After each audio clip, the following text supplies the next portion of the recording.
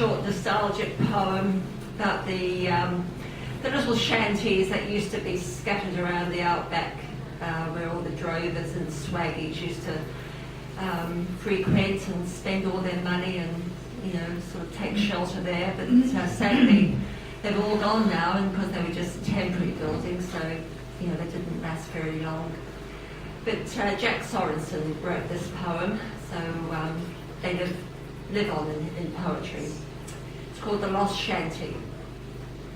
They closed the little shanty by the crossing years ago, for the modern trains are speedy, where the camel trucks were slow.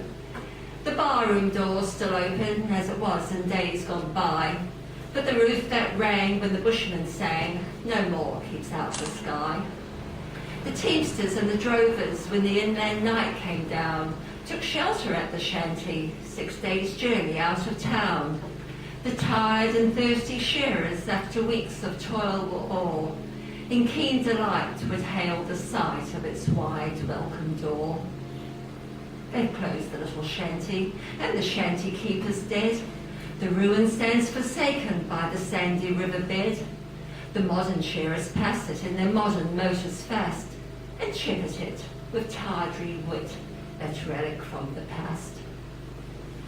They say that in the moonlight, when the shadows creep, the shanty keeper wakens from his never-ending sleep, and gliding to the barroom door with his complacent grin, he takes a stand and waves his hand to beckon bushmen in.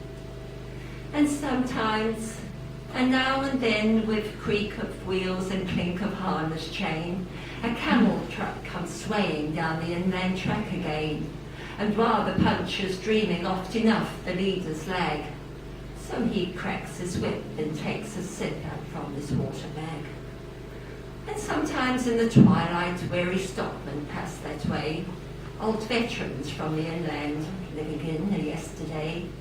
The shanty brings back memories of the good old days long gone, so they pause a while to sigh and smile, then smiling, journey on.